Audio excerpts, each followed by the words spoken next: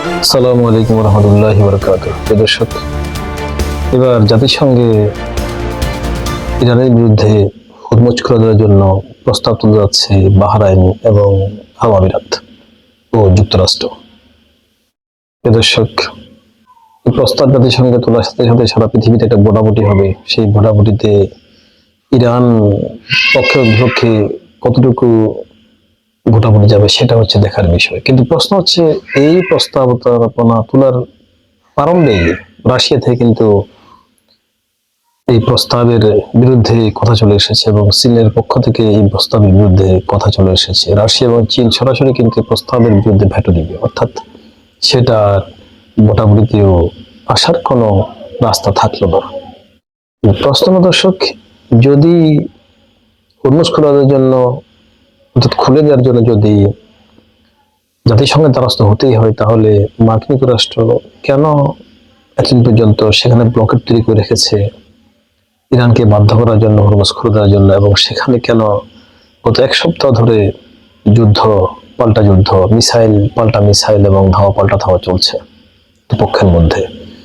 তাহলে মার্কিন যুক্তরাষ্ট্র কি তাদের যাবতীয় পদক্ষেপ যে নিয়েছে হুরমুজ খুলে দেওয়ার জন্য, ইরানকে চাপ দেওয়ার জন্য, ইরানের বিরুদ্ধে আক্রমণ করেছে, কোনো কিছু তার বাকি রইল না? তাহলে কি তাদের সকল প্রচেষ্টা ব্যর্থ হয়, তারা জাতিসংঘের দ্বারস্থ হচ্ছেন, নাকি এটাও কোন একটা পলিসি?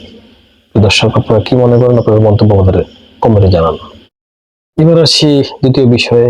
দর্শক, আপনারা জানেন যে আগামী 15 তারিখ, অর্থাৎ চলতি মাসের 15 তারিখ, অর্থাৎ 15ই মে 2026 সালের এই তারিখে ডোনাল্ড ট্রাম্প চীনে সফর করার কথা আছে এবং সেখানে চীনের প্রেসিডেন্ট শি জিনপিং এর সাথে তার সাক্ষাৎ হবে, দ্বিপক্ষীয় বৈঠক হবে।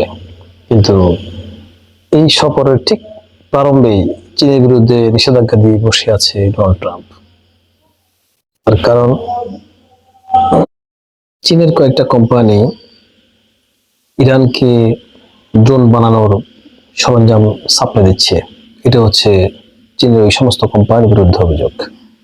অর্থাৎ ইরান যে কামিকাজি ভেরিয়েন্টের যে ড্রোনগুলো দিয়ে আমেরিকাকে নাস্তানাবুদ করে দিচ্ছে এই মধ্যপ্রাচ্যের যুদ্ধে, অর্থাৎ ইরান চাইলেই ড্রোন দিয়ে তাদের যুদ্ধজাহাজ আক্রমণ করতে পারছে, ইরান চাইলেই ড্রোন দিয়ে আমেরিকার ঘাঁটিগুলোতে আক্রমণ করছে, এবং মধ্যপ্রাচ্যের সমস্ত দেশে যে সমস্ত জায়গায় আমেরিকান স্বার্থ সংশ্লিষ্ট প্রতিষ্ঠানগুলি আছে এবং যে সমস্ত জায়গায় আমেরিকান সেনাবাহিনীগুলো লুকিয়েছে, বিভিন্ন ধরনের তথ্য পেয়ে ইরান ঠিক নিখুঁতভাবে ড্রোনগুলো দিয়ে সেখানে আক্রমণ চালাচ্ছে এবং আক্রমণ চালাচ্ছে আরব আমিরাতেও। ওই ড্রোনগুলির অনেকগুলি সরঞ্জাম চায়না কোম্পানি থেকে ইরান সংগ্রহ করে। আর ডোনাল্ড ট্রাম্প এই খবরটা পেয়ে সাথে সাথে চীনের সমস্ত কোম্পানিগুলোর বিরুদ্ধে নিষেধাজ্ঞা দিয়ে দেন। দর্শক, এই নিষেধাজ্ঞার পর ট্রাম্প যদি চীন ভ্রমণ করেন, তাহলে চীন পক্ষ থেকে, অর্থাৎ শি জিনের পক্ষ থেকে কি ডোনাল্ড ট্রাম্পের সাথে আর কোনো প্রকারের সমঝোতা বা কোনো প্রকারের সৌহার্দ্যপূর্ণ আচরণ আসবে বলে আপনারা কি মনে করেন? দর্শক, এই ডোনাল্ড ট্রাম্পের বিষয়ে আমরা আরো আগে থেকেই বলে আসছি। তিনি আসলে সম্প্রতি ফ্রান্সের প্রেসিডেন্ট বলেছেন যে তিনি আসলে ম্যানার জানেন না। ডোনাল্ড ট্রাম্প আসলে পলিটিক্যালি কোনো প্রেসিডেন্টের যে সমস্ত পদক্ষেপগুলি বা যে সমস্ত ম্যানারগুলি তিনি মেনে চলার কথা, সে সমস্ত ম্যানারগুলির ধারে কাছেও তিনি নেই। তিনি ইরানের সাথে চুক্তি করতে মরিয়া, চুক্তি করে তিনি প্রায় প্রতিদিনই কিন্তু চিৎকার করছেন, কিন্তু আবার চীন ইরানকে ধমক দিচ্ছেন। তো সাধারণ কথা। দর্শক, যদি কেউ কাউকে ধমক দেয় বা মেরে ফেলার হুমকি দেয়, চিরতরে মুছে ফেলার হুমকি দেয় এবং তার বিরুদ্ধে বিভিন্ন রকমের আক্রমণ চালায়, তা কি চুক্তিতে আনা সম্ভব? চুক্তি হচ্ছে একটা সমঝোতার বিষয়। আপনি যদি কাউকে ধমক দেন, কাউকে হুমকি দেন, সে কি এই হুমকিটা আপনার শুনে আপনার সাথে কি সমঝোতা আসবে? এটা তো সাধারণ একটা কমন সেন্সের বিষয়। ঠিক ইরানের পক্ষ থেকে বলা হচ্ছে যে আমেরিকাকে যে আপনার ধমক বন্ধ করেন এবং ইরানের উপর থেকে আপনি আক্রমণ চালানো বন্ধ করেন, আগ্রাসন বন্ধ করেন। ইরানের উপর থেকে যে নিষেধাজ্ঞা দেওয়া হয়েছে গত 40 বছর ধরে, সেগুলি তুলে নেন। ইরান অবশ্যই আপনাদের সাথে চুক্তিতে আসবে।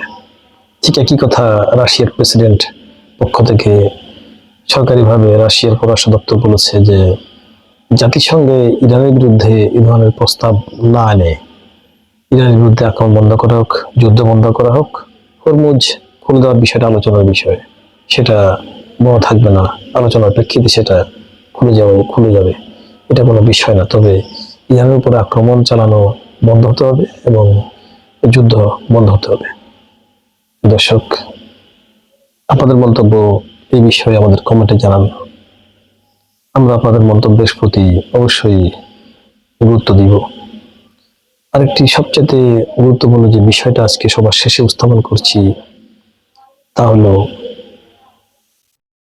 বাংলাদেশের আকাশসীমা ব্যবহার করে ভারত গতকাল তাদের আইসিবিএম অর্থাৎ ইন্টারকন্টিনেন্টাল ব্যালিস্টিক মিসাইল পরীক্ষা চালিয়েছে, যার পাল্লা ছিল 10,000 কিলোমিটার। দর্শক, বাংলাদেশের বিভিন্ন গণমাধ্যমের পক্ষ থেকে জানা যায় যে বাংলাদেশ সরকারের কোনো অনুমতি ভারত নিয়েছে কিনা এই বিষয়ে কোনো সঠিক তথ্য এখন পর্যন্ত কোনো গণমাধ্যম দিতে পারেনি। অতীতে ভারত বাংলাদেশের আকাশে ব্যবহার করে যে পরীক্ষাগুলি চালিয়েছে, দেখা যায় তখন বাংলাদেশের অবশ্যই অনুমতি নিয়ে ভারত এই পরীক্ষাগুলো চালিয়েছিল।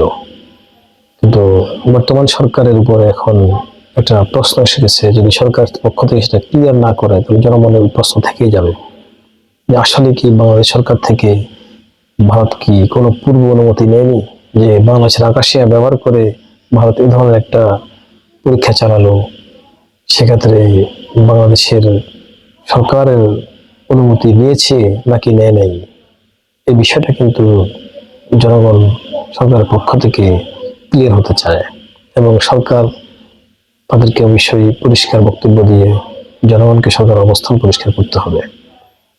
এটা বিশ্বের সমস্ত দেশগুলি কিন্তু তাদের পরীক্ষা নিরীক্ষা চালানোর জন্য কোন দেশের আকাশে ব্যবহার করতে হলে সেখানে অবশ্যই পারমিশন নিতে হবে, এটা হচ্ছে আইন।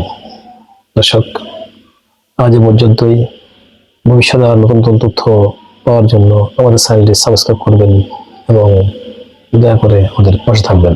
ধন্যবাদ সবাইকে।